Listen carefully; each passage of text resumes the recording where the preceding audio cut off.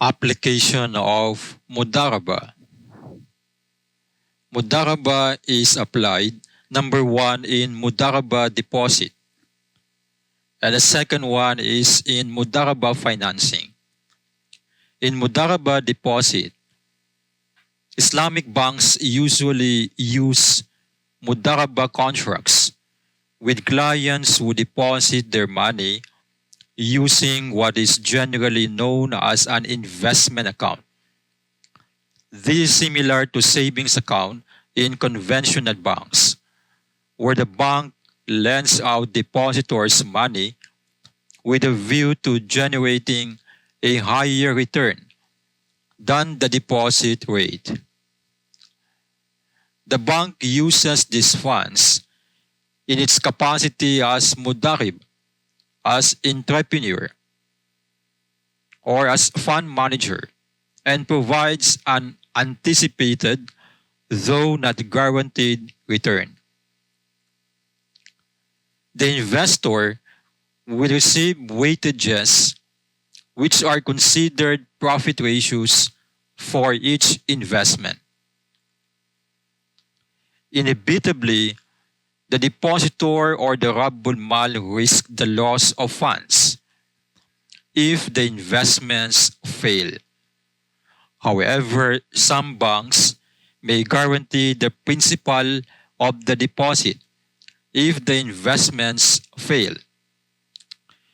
The second application is the Mudaraba financing, which is similar to direct investment, where the Islamic bank fulfills the role of the Rabbul Mal and the bank invests in Sharia compliant investments. Let us have the mechanism of Mudaraba deposit. So the following are the processes or the steps involved in Mudaraba deposit. First, the client places his money in Islamic bank account. Clients as investment account holders and Rabbul Mal. The second step, the Islamic bank as Mudarib invests the money in Sharia compliant businesses. Then the third step, the investment account holders can choose between unrestricted investment accounts and restricted investment accounts. Restrictions such as fund investment based on geographical area, industry, etc. The fourth step, to increase Islamic bank's responsibility in its investment selection, Sharia scholars advise the Islamic bank to invest part of its capital with account holders' money in the Mudaraba activity. Let us also enumerate or identify or discuss the mechanism of Mudaraba financing. With regard to Mudaraba financing, the following are the steps. First, the customer and the Islamic bank initiate a Mudaraba enterprise. As per the Mudaraba contract, the bank contributes 100% capital, whereas the other contributes management and skills. The second step, the parties decide to share the net profit in an agreed ratio, whereas the loss is borne by the capital provider. In addition, any direct expenses is charged to the enterprise and not to any of the parties. Third is the distribution of profit or loss. As per the agreement, while any loss is borne only by the capital provider.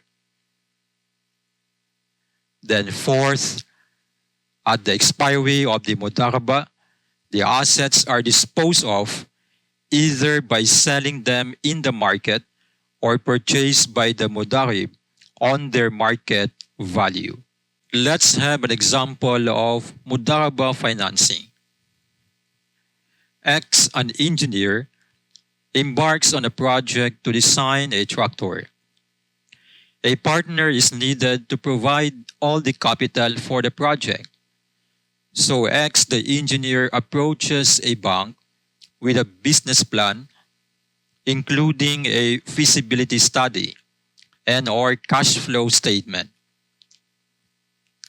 X, the Mudarib, contributes expertise and management of the project. He negotiates with the bank over the terms of the Mudaraba contract, the amount the bank will invest in the project, and the profit sharing ratio between X and the bank. Then the bank assesses the viability of the project, and if convinced of its soundness, the bank enters into Mudaraba contract and contributes all the capital either in a bullet payment or in tranches, depending upon the nature and the need of the project.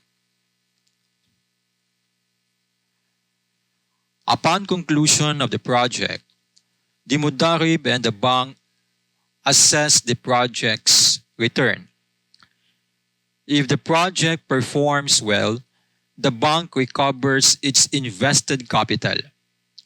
Profits are shared between the bank and the Mudarib according to the pre-agreed ratio.